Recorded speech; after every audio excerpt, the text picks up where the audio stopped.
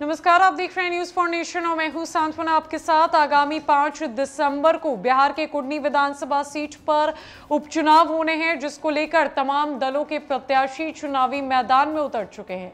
नामांकन की प्रक्रिया खत्म हो चुकी है और अगर बात करें बीजेपी की, तो बीजेपी ने वैश्य जाति से आने वाले केदार प्रसाद गुप्ता को इस बार के उपचुनाव में मैदान में उतारा है और तैयारी है वोट बैंक में सेंधमारी करने की, वोटरों को अपने खेमे में लेने की।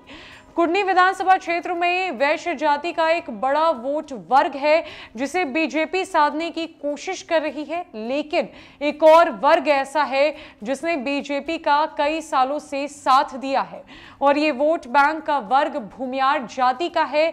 भूमियार जाति का वोट ऐसा माना जाता है कि बीजेपी के ही खेमे में जाता है, लेकिन पिछले कुछ सालों से भूमियार जाति बीजेपी को झटका देते हुए आई है और इस बार बीजेपी पूरी तरीके से कोशिश कर रही है भूमियार जाति को अपने खेमे में लेने की। लेकिन क्या हो जब यही वोट बैंक का रुख बीजेपी के अगेंस्ट में चला जाए, बीजेपी के खिलाफ हो जाए और बीजेपी को एक भारी नुकसान झेलना पड़े।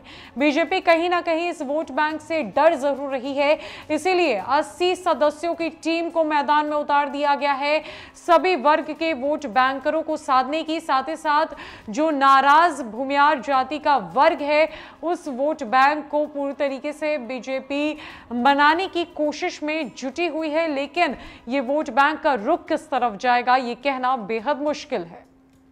दरअसल बीजेपी ने कुडनी में तमाम जातीय गणित का गुणा भाग करके वैश्य समाज से आने वाले केदार गुप्ता को अपना उम्मीदवार बनाया है। पार्टी जीत के दावे तो कर ही रही है और साथ ही साथ तमाम जातीय समीकरण भी साधने की कोशिश कर रही है। सियासी जानकार बताते हैं कि फिलहाल बीजेपी की पूरी नजर भूमियार जाति के वोटरों पर टिक गई है।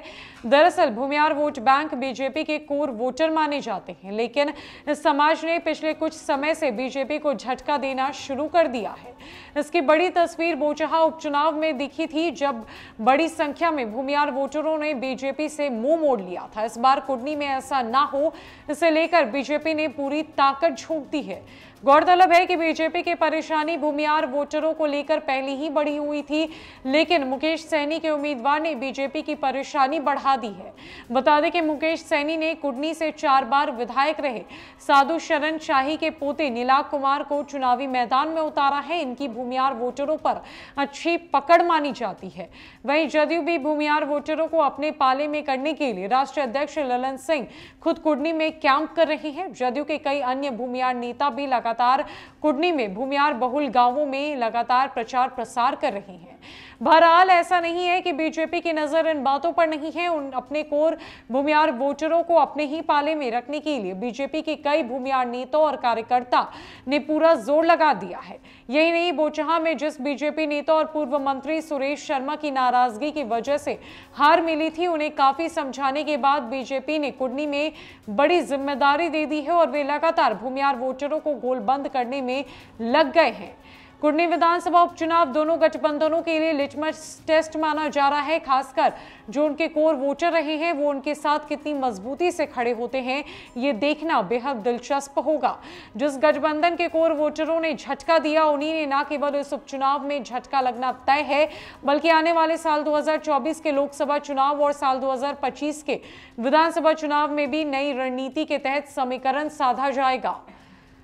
कुडनी विधानसभा में होने वाले उपचुनाव की तैयारियां जोर शोर से चल रही है। वोटर को साधने की कोशिश की जा रही है और बीजेपी ये पूरी तरीके से कोशिश में लगी हुई है कि उनके कोर भूमियार वोटर उन्हीं के पाले में रहे। तो वहीं दूसरी तरफ जदयू भूमियार वोटरों को अपने खेमे में लेने की कोशिश कर रही है और इसी का नतीजा है कि मुकेश सैनी ने नीलाभ कुमार को मैदान में उतारा है। नीलाभ कुमार की वोटर बैंक पे भूमियार जाति से आने वाले वोटर्स पर काफी पकड़ है। अब देखना यह है कि ये जो जातीय समीकरण विभिन्न दल साधने की कोशिश कर रहे हैं, ये कितना सफल हो पाता है और ये कुडनी विधानसभा का उपचुनाव कितना दिलचस्प होता है। फिलहाल के लिए इस अपडेट में इतना ही। नमस्कार।